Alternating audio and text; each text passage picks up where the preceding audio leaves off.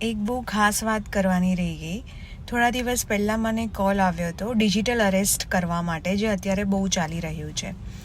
એ લોકો કોઈને કોઈ બહાનાથી તમને ફોન કોલ કરશે અને તમને પોલીસ બનીને ધમકાવશે.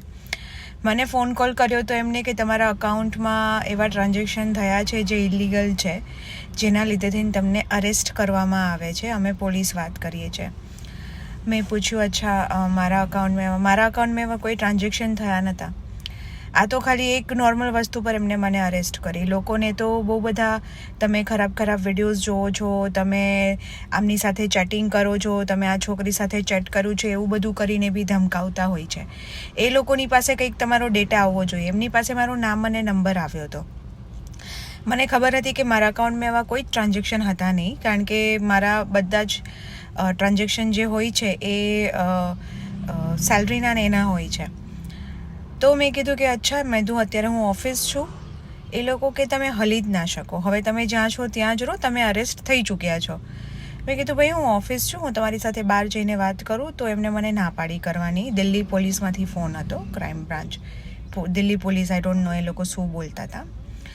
હવે મને તો ખબર હતી કે પોલીસ આવી રીતના ફોન પર કશું જ ના કરી શકે, બટ જનરલી એ લોકો ટાર્ગેટ કરતા હોય છે 60 વર્ષ 50 વર્ષ ઉપરના લોકોને, જેને આ કાયદાઓની ખબર નથી હોતી. પોલીસ તમને ક્યારેય ફોન ના કરી શકે, ઘરે તમને નોટિસ મોકલે, એના પછી જ બોલાવી શકે, તમારે ત્યાં હાજર થવાનું હોય. હું બહાર ગઈ અને મેં એ ભાઈને જે લીધો કે એમને ફોન બંધ કરીને બ્લોક કરી દીધો નંબર, કારણ કે એ પછી ક્રાઇમ બ્રાન્ચવાળા પાસે જઈ શકતી હતી. નંબર એ એમને ખબર હતી. બટ આવું બહુ બધા લોકો સાથે થાય છે અને એમાં માણસો ફસાઈ જાય છે. ખાસ કરીને જે રિટાયર્ડ લોકો હોય, કે જે 50ની ઉપરના હોય, કે જે રિટાયરમેન્ટના પૈસા એમને બેંકમાં મૂક્યા છે. આ બાતમી ક્યાંથી મળતી હોય, તે શું થતું હોય છે ને, એ તો બહુ મોટું નેટવર્ક છે, તો આપણને બી ખબર ના પડી શકે કે કોણ આમાં ક્યાં શું મળેલું હોય છે. બટ એમની પાસે ક્યાંકથી તો ડેટા આવે છે આ બધી વસ્તુ કરવા માટે.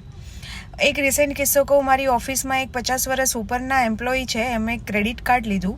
હજુ તો ક્રેડિટ કાર્ડ લઈને એ ત્યાંથી નીકળ્યા અને ઘરે પહોંચ્યા ત્યાં એમને કોલ આવ્યો કે સર, તમને હમણાં જ ક્રેડિટ કાર્ડ લીધું છે, તમારે અમને એક ઓટીપી શેર કરવો પડશે. અને એમને ખબર ના પડી બિચારાને. ઓટીપી આપી દીધો. ₹1,00,000ની લિમિટ હતી, એ ઉડી ગઈ એમની.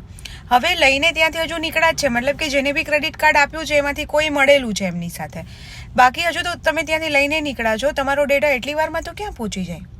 મતલબ કે બહુ બધા લોકો છે કે જે આ બધું કરતા હોય છે આપણી આજુબાજુમાં, આપણને ખબર નથી હોતી.